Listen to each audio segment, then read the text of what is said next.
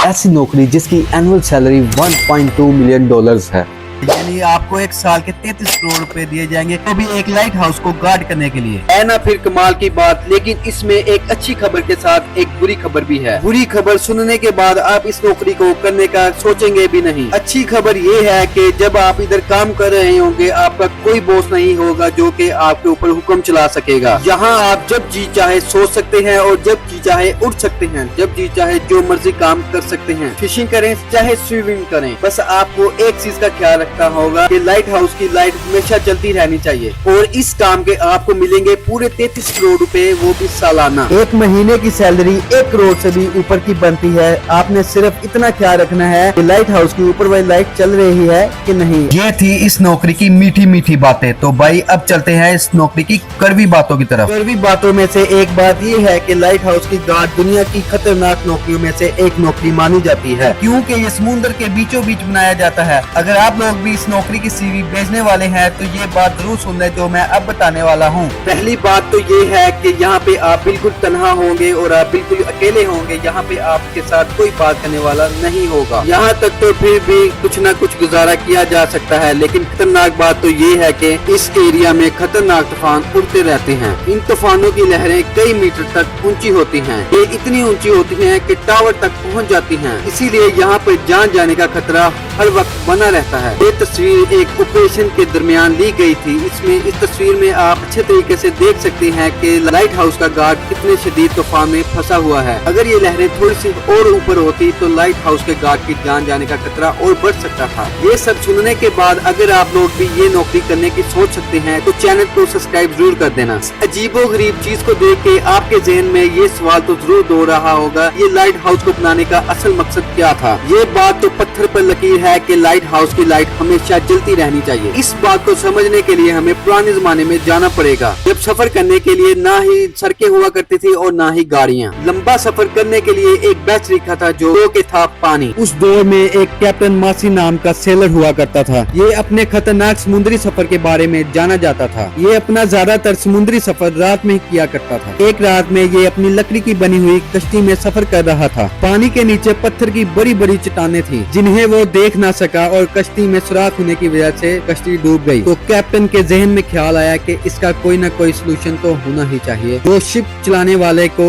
इस तरह की मुसीबतों का आगाह कर सके। लेकिन ये तो सिर्फ एक प्रॉब्लम थी। दूसरी सबसे बड़ी प्रॉब्लम ये थी कि जब पुराने जमाने में सेलर्स खुले समुद्र में सफर किया करते थे, उनको कुछ भी पता नहीं चल पाता था कि अगली जमीन कितने सफर में है, कितनी दूर है और वहाँ तक पहुँचने का रास्ता कौन सा है। GPS और कुछ भी एडवांस तरीका न होने की वजह से दुनिया का सबसे बड़ा मसला था। कोई एडवांस सिस्टम नहीं था जो कि सेलर्स को आगाह कर सके। इसीलिए इन सेलर को दिन में सूरज और रात को तारों की मदद से सफर करना पड़ता था। नेविगेशन की कई वजह से इनको कई मुसीबतों का सामना करना पड़ता था। इसका अंदाजा आप इस बात से लगाएं कि एक दफा कैप्टन अपने गुरु के साथ पीसीवी ओशन पार कर रहे थे तो रात में अचानक गहरे बादल छा गए और सारे तारे छुप गए जिनको देख के ये रास्ते का पता लगा सकते थे। साथ ही समुद्र में बहुत तेज तूफान आ गया। इसकी वजह से ये लोग अपना रास्ता भटक गए, खुले समुद्र में खो गए। प्यास की वजह से इनके कुछ टीम मेंबर जान की बाजी हार गए और कैप्टन बड़ी ही मुश्किल से जमीन तक पहुंच पाए।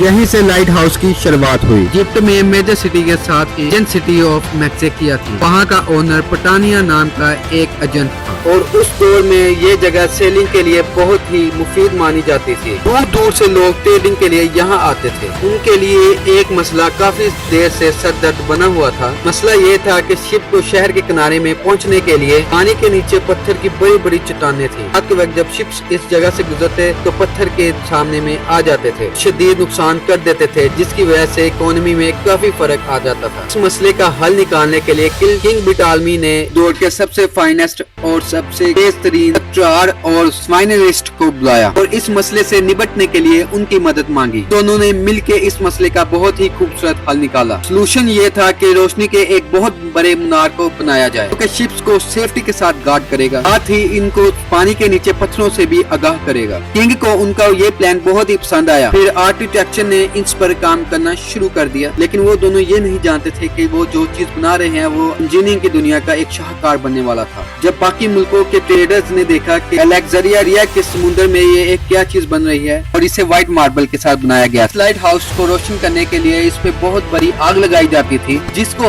हर वक्त लकड़ी और ऑयल की सप्लाई मिलती रहती थी। इसके साइज की वजह से ये लाइट हाउस अमेजिंग नहीं था, लेकिन इसका डिजाइन भी एक अमेजिंग स्टाइल था। उन इंजीनियर्स ने इस लाइट को बढ़ाने के लिए वेव्स का इस्तेमाल और मिरर का इस्तेमाल भी करना शुरू कर दिया, जिसकी वजह से कई किलोमीटर दूर जहाज भी इन लाइट्स को पहचान सकता था। ऐसे ही ये लाइट हाउस बना तो दूर दराज के मुल्कों ने सुकून का सांस लिया। उस लाइट हाउस की वजह से उन मुल्कों के लोगों को से बचने की जरूरत ही नहीं पड़ती थी। यहाँ से फिर ये लाइट हाउस का आगाज पूरी दुनिया में फैल गया, लेकिन जब वक्त गुजरा तो पूरी दुनिया में ट्रेड करने के लिए इसका इस्तेमाल होने लगा, क्योंकि लाइट हाउस को जलाने के लिए लकड़ियों और ऑयल का इस्तेमाल किया जाता था, जो कि काफी हद तक महंगा पड़ता था। तो वक्त गुजरने के साथ साथ जब इलेक्ट्रिसिटी का आगाज हुआ तो इस पर बल्ब लगाने का सोचा गया, इसलिए फिर कुछ इंजीनियर्स ने मिलके इस पर लाइट लगाने का सोच लिया। लेकिन वक्त गुजरने के साथ साथ इस लाइट हाउस को समुद्रों के अलावा समुद्रों के कॉर्नर्स पे बनाना शुरू कर दिया, ताकि मुसीबत से हमें आगाह मिलती रहे, जिसकी वजह से आपको ये लाइट हाउस देखने को मिल सकता है।